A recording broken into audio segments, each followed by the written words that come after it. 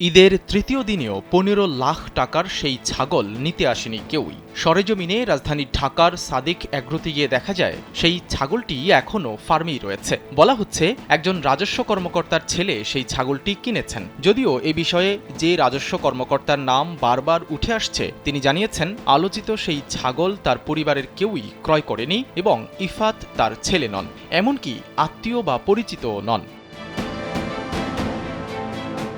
সূত্র বলছে নিজের ফেসবুক সহ সামাজিক যোগাযোগ মাধ্যমে ছাগল ক্রয় নিয়ে ছবি ও ভিডিও প্রকাশ পেলে বাসা থেকে ইফাতকে পড়তে হয়েছে চাপে। তারপর থেকে ইফাতের ফেসবুক প্রোফাইল লক করে দেওয়া হয়েছে এবং বন্ধ করে দেওয়া হয় তার ব্যবহৃত ফোন নম্বরটিও। সেই সঙ্গে নিষ্ক্রিয় করে ফেলেন তার হোয়াটসঅ্যাপও। 1 মিনিটে নগদ ইসলামিক অ্যাকাউন্ট খুলতে ডায়াল করুন *167#।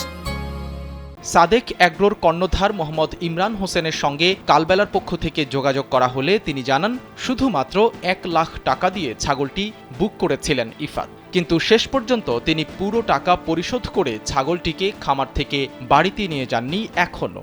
ইফাত নামে যে ছেলেটার কাছে আমরা বিক্রি করছিলাম সে তো ওই যে আমাদেরকে 1 লক্ষ টাকা অ্যাডভান্স দিয়েছিল, বাকি টাকা পরিশোধ করে 12 তারিখে নিয়ে যাওয়ার কথা ছিল, বাট 11 তারিখ রাত্রে থেকে আমরা ওকে যোগাযোগ করে আর পাচ্ছি না কোনোভাবেই, এবং সে আমাদের বাকি টাকাটা পরিশোধ করে নাই, ছাগলটা নিয়েও যায়। আমরা খুব ডেসপারেটলি চেষ্টা করতেছি, বিকজ আমরা তো বিক্রি করছি, আমাদের তো টাকাটা দরকার এবং ছাগলটাও ডেলিভারি দেওয়া দরকার, কারণ এই ছাগল তো আর এত বড় দামি ছাগল তো কোরবানি ছাড়া বিক্রি হবে না, আর কোরবানি আবার আরেক বছর, এতদিন রাখাটাও তো এত বড় জিনিস, যদি আল্লাহ না করে কোনো কিছু হয় তাহলে আমার পুরাই লস। সাইদ রহমান, কালবেলা।